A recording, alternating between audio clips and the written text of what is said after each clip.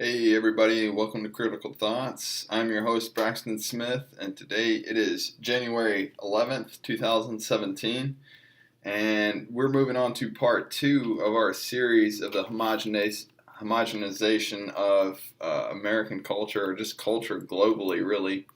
And in this series, I'd actually like to talk about commodities and other products that we buy, completed goods, etc.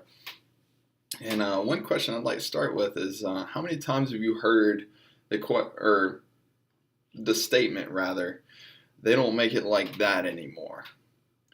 It brings to mind the episode of King of the Hill where they go to tear down this house to build a new one, and the crane operator he's got he's working with a front loader or a backhoe rather. The backhoe's like got its claw tearing into the chimney and it's trying to tear this house down that they just restored. And Hank and all his pals, they put all this work and heart and effort into it, and the machine's straining. And then eventually, in horror, Hank watches as the house is just demolished, and the guy operating the backhoe said, never seen anything like it. They don't make it like that anymore.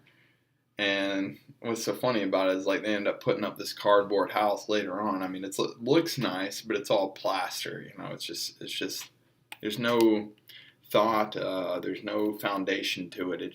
The house actually later crumbles in a storm.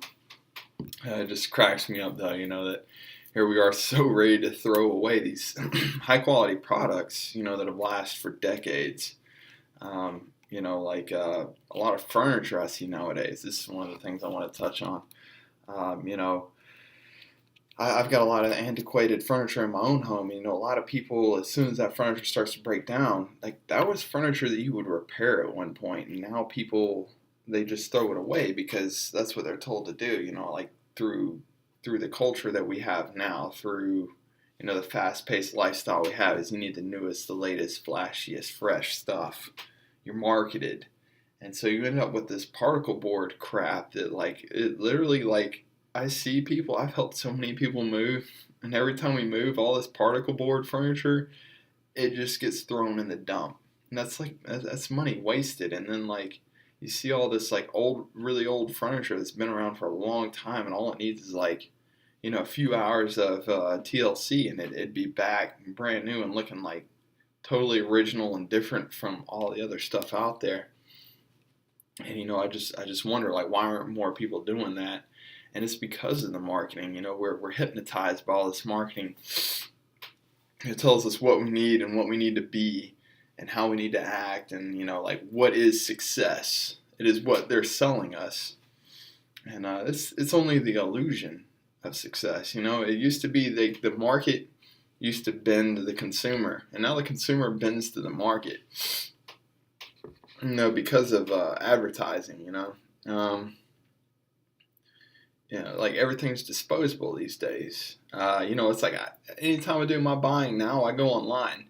I go to eBay and I buy a bunch of antiquated tools, like these really old tools made in USA. Because how many times do you ever look at something and see where it's made anymore?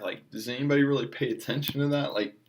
Nobody researches it. It's just who does the best advertisement, and that's who you roll with, or whatever my dad had bought. And you don't really take the time to reassess, is this still a reputable brand?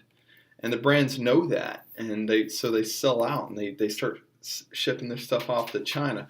So I myself have to go on eBay to find anything worth a damn anymore. Made in America 30 years ago, still working today, and I guarantee you it'll be cheaper and it'll work longer than anything you can buy brand new made in China in the stores today. I've got coffee grinders, I've got a French press. I'm kind of stuck on coffee right now. Okay, cast iron. I've got cast iron pans that have been around for decades. One of them that's actually been around damn near a century, actually right around a century. Still good to go. Actually seasoned better than any Teflon pans I can find out there. I got a whole video on that. Maybe I'll release it one day, but maybe that's a topic for another day. But it's like I always tell my folks that I hang with. They always say why are you spending all this extra money on the nice stuff? Sometimes I go out and sometimes it does cost a little more. And, I tell them I can only afford the best. And, I got another friend that tells me, buy nice or buy twice. So, again, it comes back to, like, here's something I find is real interesting is like at one point, how there used to be like individual shops, like everything, it always comes to mind is the toy stores.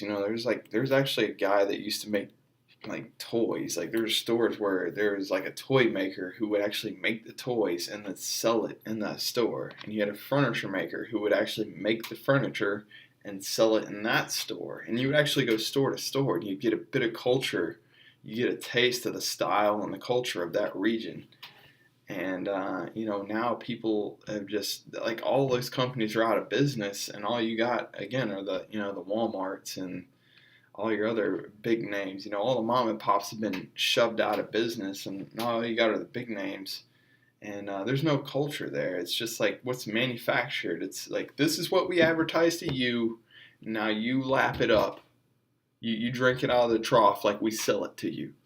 There's no critical thought put into anything we buy anymore, and the manufacturers realize this, and so you end up with products like something I didn't touch on in foods, which has like been bugging me because I'm like a big beer fanatic.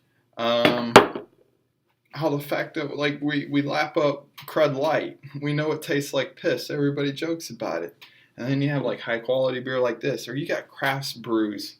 Like small time guys trying to come up right now in America, and like, why are they fighting right now against beer that tastes like piss? If you like piss flavored beer, you might be like me. You might be an alcoholic, but I'm a sophisticated alcoholic. All right.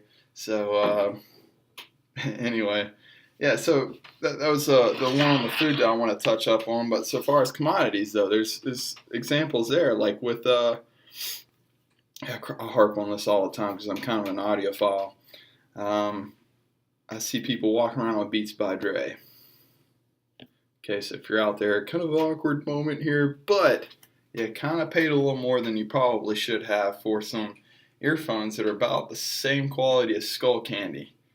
And I mean, you read the reviews out there. I think even Dre himself came out and said, yeah, I mean, now that I sold the company, yeah, they ain't that great.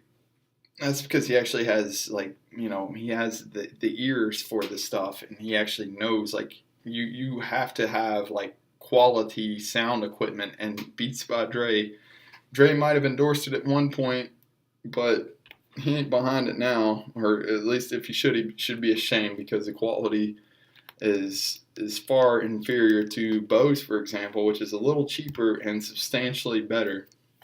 And obviously you can go up from there. And I've got many other examples out there, but those are just to name a few. So like what I'm getting at is like we as consumers, we need to start educating ourselves more. We need to start looking at other options rather than just like what's flashy, what looks nice. We need to start looking at manufacturers. For me, it all started when I was younger. This is like 10 years ago, and I was like buying switches for my car. And I had a switch, like a switch to send power to an antenna, because I had old 300Z and it had an antenna that come out of the trunk. And so I got a switch for it, and it was made in China. And I didn't really notice that. I just bought it, threw it in there, and it worked one time, and I went to go do it again. I was trying to show out, like, hey, check out, show it to my friends, like, check out what I did today. And it didn't work, and it was really embarrassing. And I looked at the label, and I'm like, what can I do better? And I looked and I saw, oh, this is made in China. Well, let me find something maybe made in a place where they actually give a damn about the quality of their products. And I found one made in Thailand anyways, which is pretty, it's not the greatest, but it's a step up. And it's been working ever since. And so, we got to pay attention to things like that. We got to pay attention to like, brands, actually go out there and do research, not take marketing for its word.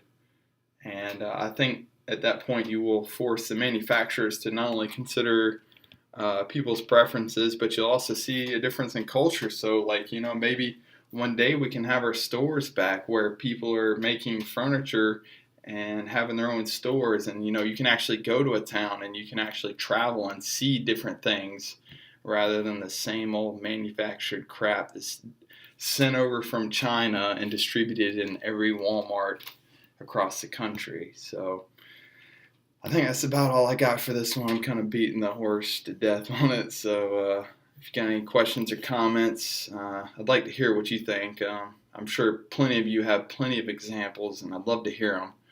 And as usual, thank you for tapping into Critical Thoughts, breaking through the white noise, bringing you the media that matters.